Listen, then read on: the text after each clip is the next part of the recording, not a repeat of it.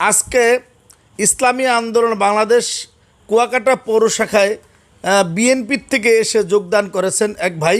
আমরা তার সাথে কথা বলবো। আসসালামু আলাইকুম। ওয়ালাইকুম আসসালাম। ভাই, আপনার নাম কি? আমার নাম মোহাম্মদ জাকির হোসেন পাহলওয়ান। আপনার বাড়ি কোথায়? আমার বাড়ি কুয়াকাটা পৌরসভা 3 নং ওয়ার্ডে। আপনি এর আগে অন্য কোনো রাজনৈতিক দল করতেন? আমি আর আগে অন্য এই বিএমপি থেকে বিএমপি করতাম। আপনি বিএনপির সাথে আসছিলেন, সেখান থেকে এই ইস্তফা দিয়ে আমাদের ইসলামী আন্দোলনে আসার কারণ কি? আসার কারণ কি, আমি বিএমপি অনেক দিন ধরে করছি, বিএমপি আমার মন থেকে ভালো লাগে না, সেজন্য আমার স্ত্রীর সাথে পরামর্শ করে আমি এই আপনাদের ইসলামী আন্দোলনে আমি মানে মন টানে, সেই জন্য আমি যোগ দিছি। আমাকে কেউ জোর করে আনে নাই, আমাকে কেউ পরামর্শ দেয় না, আমাকে কেউ করে নেয়।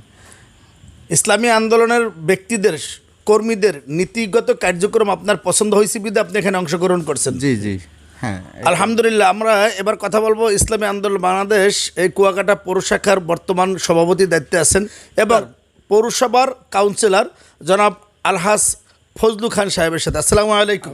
ওয়ালাইকুম সালাম।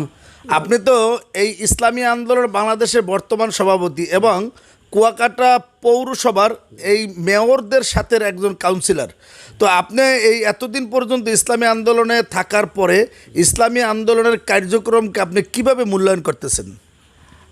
এটা খোদা দেওয়া আইন, রসুল্লাহ সাল্লাল্লাহু আলাইহি সাল্লামের সাহাবার অনুকরণ, এবং এই অনুকরণ না থাকলে, এই ইসলামী আন্দোলন না থাকলে তো দেশ থাকবে না।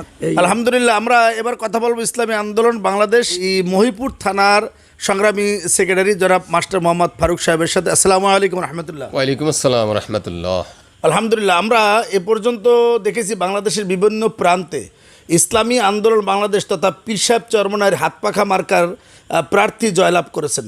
আপনার এই থানাধীন কতজন কাউন্সিলর কিংবা কতজন চেয়ারম্যান মেম্বার বর্তমানে নির্বাচিত হয়েছেন?